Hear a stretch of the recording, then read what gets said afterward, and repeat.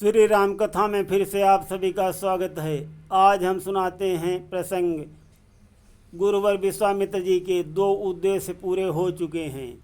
ताड़िका का वध हो चुका है और ऋषियों के यज्ञ संपन्न हो गए हैं। भगवान श्री राम की सुरक्षा में सारे असुरों का वध हो चुका है।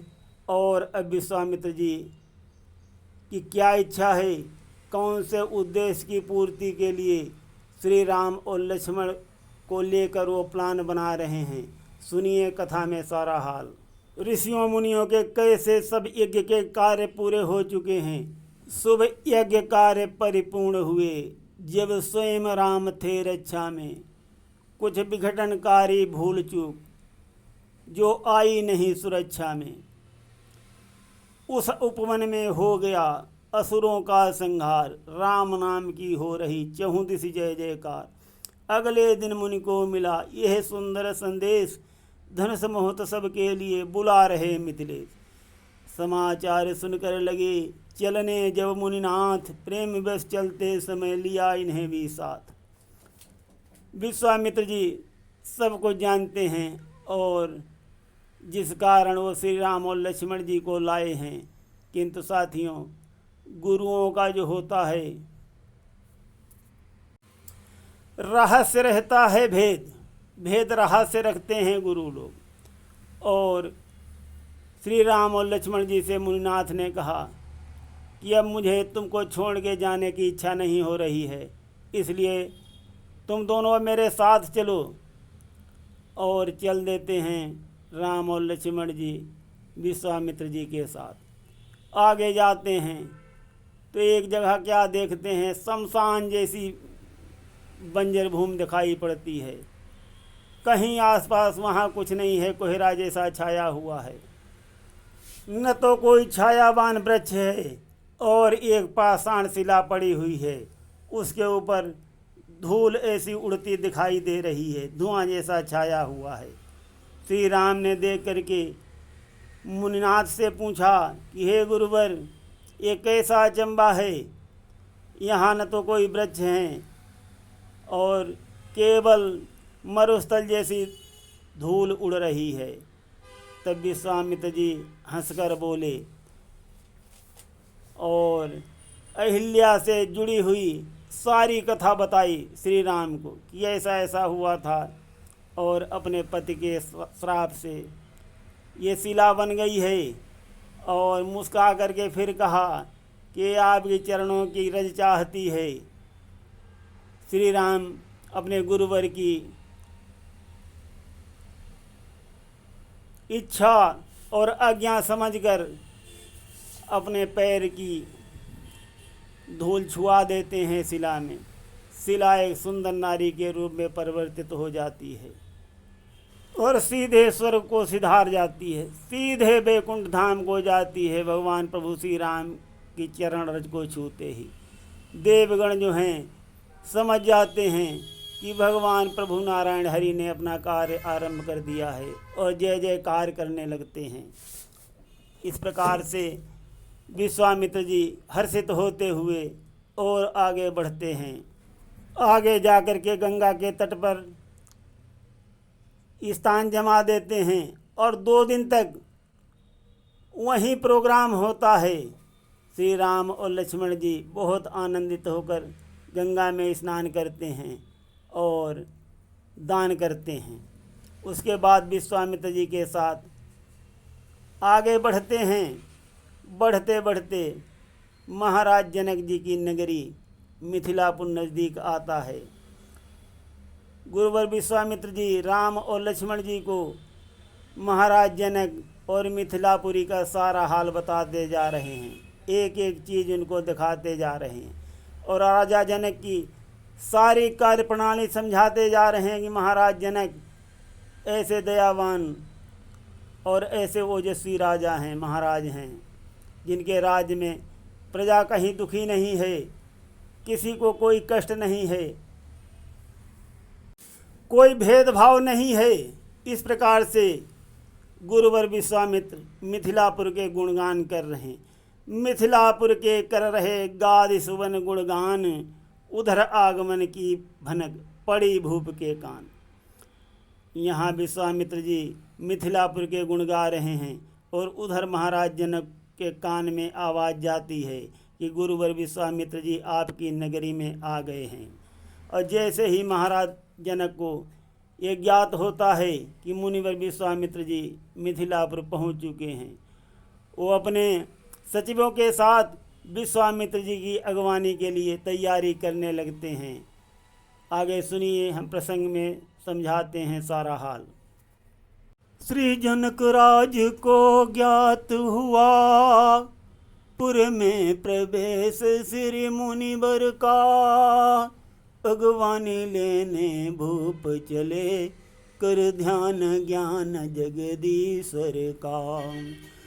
दर्शन को प्यासे नैना थे, मिलने की चाह हृदय में थी, ज्यों प्रातः काल रवि की शोभा, खिलने की राह उदय में थी। इस प्रकार से महाराज जनक जी के भाव हैं गुरुवर विश्वामित्र जी से मिलने के लिए। तो साथियों, हम ये बात पहले ही बता चुके हैं मुनिवर विश्वामित्र जी श्री राम और लक्ष्मण जी को क्यों लेके गए थे।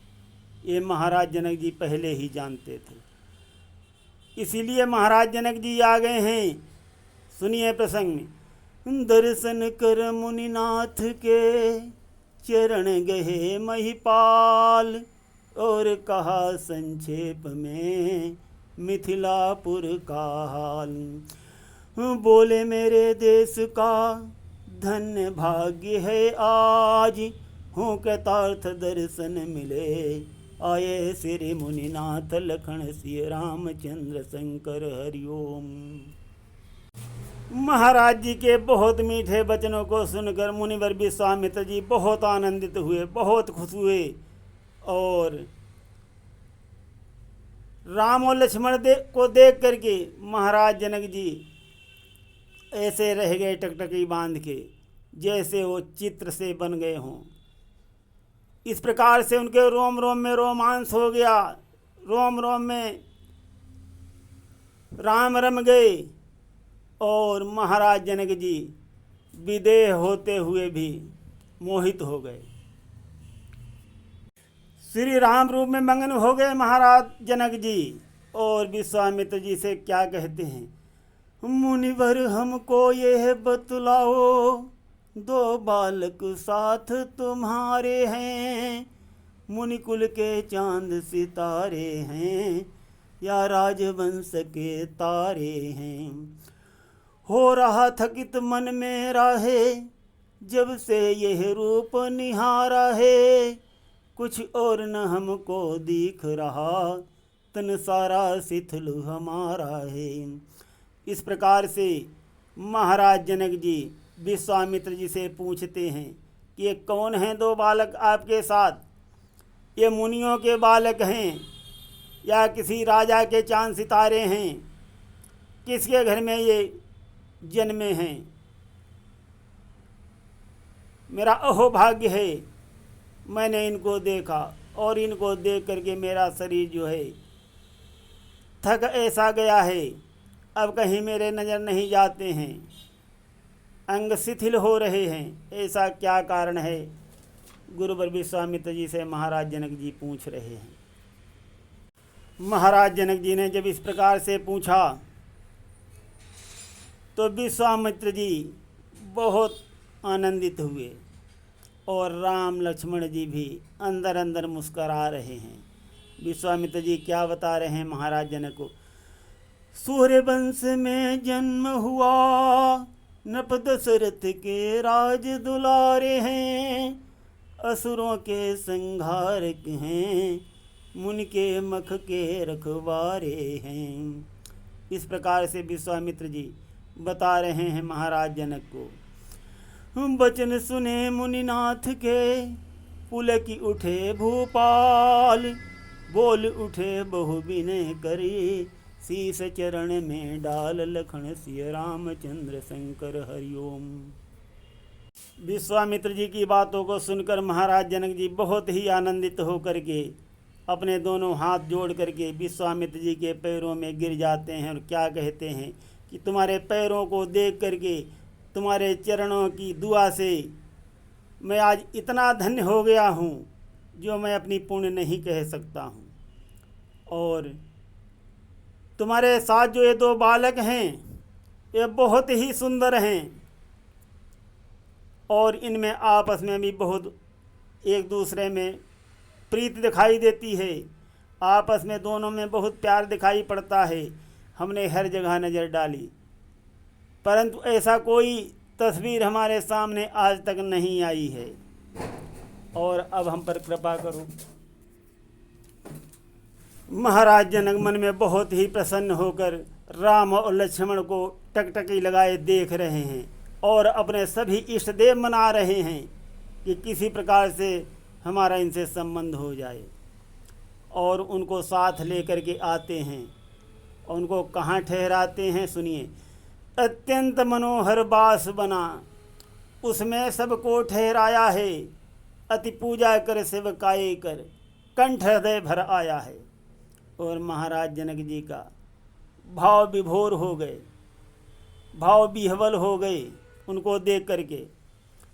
और फिर सिर झुका करके मुनिवर विश्वामित्र जी से विदा मांग करके अपने महलों को आते हैं, किंतु उनका ध्यान जो है श्री राम और लक्ष्मण में ही लग गया है, राम में ही लग गया है महाराज जनक का ध्यान। तो साथियों आज हम प्रसंग को यहीं पर विश्राम देते हैं। आगे की कथा हम कल सुनाएंगे। सुनते रहिए गिरीश अध्यात्म ड्रीम में बहुत पावन और पुनीत श्री राम की कथा।